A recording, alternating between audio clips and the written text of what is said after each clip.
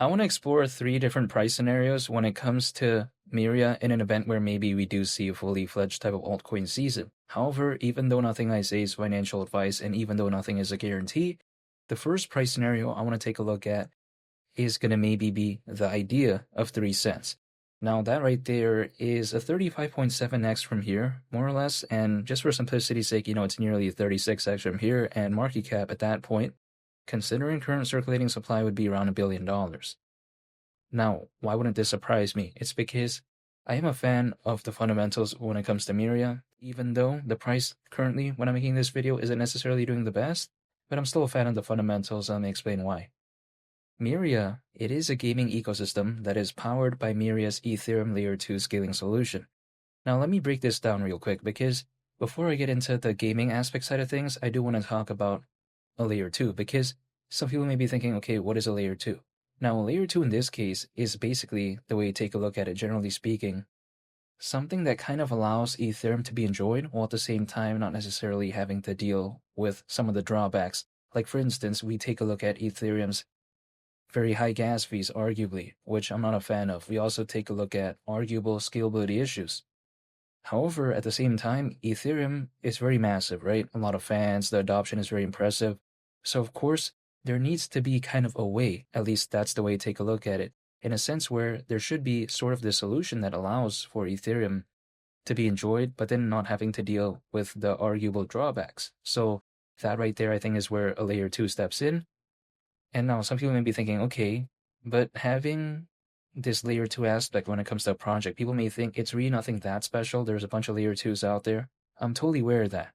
But then at the same time, not necessarily every layer 2 out there has a specific niche where they're kind of heavily focused on gaming. You know what I mean? Because for instance, we take a look at Cody, right? It's an Ethereum layer 2, but it's heavily focused on privacy, for instance. We take a look at something like Optimism, something like, for instance, Arbitrum.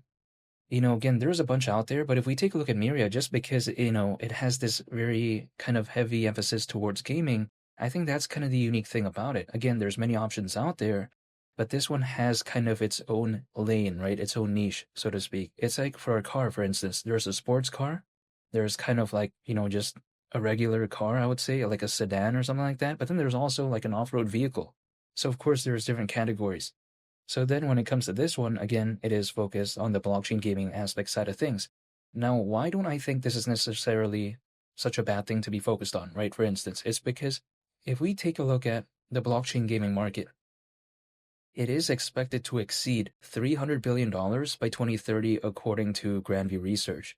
That's pretty massive. Now, the way I view it is that is kind of like just a projection because, who knows if it will ever reach that. But I think it's pretty impressive because, of course, it's a pretty big figure if that were to ever happen. However, let's also kind of take this into consideration. Sometimes people like to say, when it comes to gaming, especially blockchain gaming, they say, okay, the quality isn't necessarily the best. I'll agree with that because, for instance, if we take a look at a lot of blockchain gaming projects out there, personally for me, I'm not necessarily saying that I'm kind of impressed by a lot of them because blockchain games typically that I see nowadays, I'm not saying all, but I'm saying like a good amount. Sometimes I feel like the graphics aren't really there. I feel like it's not that fun to play, and I feel like it's kind of like, kind of clunky in a sense where I don't really want to play it, right? So then, in a way, people like to say, why would you be focused on blockchain gaming at a time where, generally speaking, there are these type of projects, or should I say these type of blockchain games? Well, it's because I kind of want to be there before things kind of improve. Because if I'm there once blockchain gaming has really kind of been sort of really good, then kind of along the way, I might have hypothetically missed out on that, which I don't want to do, arguably. Not to mention, we see some blockchain gaming projects out there, they're pretty massive, but then it's not like the adoption is the best. And I think a reason why is because usually people care about the narrative, the story, and kind of the anticipation. So to me, if let's say there's a fully fledged type of altcoin season, blockchain gaming kind of historically has somewhat proven that typically when the market does hypothetically do pretty good, especially when it comes to altcoins, we do see some cases where blockchain gaming projects tend to go along with the ride. So this is why I'm still, a fan when it comes to Myria and also several other blockchain gaming projects, for instance.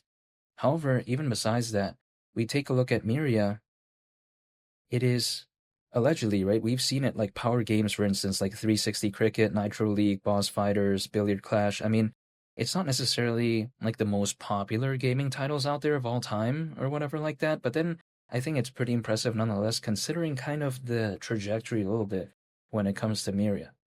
So overall, I think Myria is kind of actually not such an overly complicated project for me to understand, and I don't think it is a bad thing at all by any means, because if a project is very overly complicated, I don't think that actually works towards the favor of it. I think it actually works against it, because if someone doesn't understand the project, how can they even like, even find it interesting or cool? That's the way I view it. However, even besides all that, this is just my mentality. I'm not speaking on anyone's behalf, but let's say arguably in a make-believe scenario where, let's say, in an event, or should I say, during a fully fledged type of altcoin season, Myria reaches the price of 3 cents, it wouldn't necessarily surprise me. Now, the second scenario I want to take a look at is the idea of maybe 4 cents. Nearly 48x from here, market cap at that point, considering current circulating supply, would be nearly 1.4 billion, right? And I don't think that is something that really, I think, kind of seems too maybe impossible, because we've seen, like, for instance, Dogecoin reach over $80 billion in market cap. And I'm not saying that this is going to be more popular, but Dogecoin reached that back in 2021. I'm not necessarily saying that this is something like kind of too overly like outrageous, maybe, right? This is just my mentality, but again, only time will tell. Now, the final price scenario I want to take a look at is 5 cents. Nearly 60x from here, market cap at that point, considering current circulating supply, would be around 1.7 billion. Now, why wouldn't this surprise me? It's because currently there's over 600 million crypto owners, and supposedly that's more than ever before in history. Why do I find this impressive? It's because we, first of all, have that right now, and I don't think we've even seen a fully fledged type of altcoin season yet. We've never seen Ethereum reach 10 grand. We've never seen Bitcoin reach 250 or whatever like that, or 200. And we still already have more crypto owners supposedly than ever before in history currently.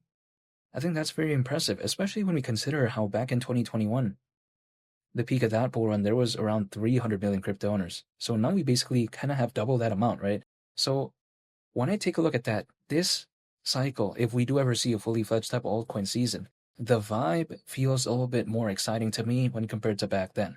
So maybe the idea of 5 cents wouldn't really surprise me, but even besides that, some people may be wondering, okay, what is the timeline? Now, I do not know the future, right? So I do not know the exact moment in time something is going to do this or do that or whatever. However, to me, I can at least take a look at the past and maybe take a look at some clues from there. Usually altcoins, as a worst case scenario, they typically kind of peak around a year and a half after a Bitcoin halving event. Let's just say, for simplicity's sake, a year and a half in this case. A year and a half from the last Bitcoin halving event back in April in 2024. So again, a year and a half from then is October this year. Now, I think it may be different, because I do not think that is going to be a surefire thing, because maybe it happens in like, November, December, or Q1 of next year, if it ever even does. There's kind of different factors that go on each cycle. I'm totally aware of that.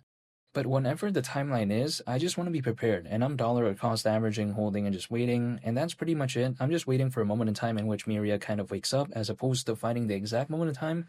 I'm just preparing for a moment in time. And that's what I'm going to do. I'm just going to stay patient, hold, and wait. And that's about it. But again, I'm still looking forward to what maybe Myria could do, but only time will tell. And feel free to subscribe if you enjoyed this video. I greatly appreciate it. It's been Lee the Captain, and I'll catch y'all on the next one. I'm out. Peace. Bye.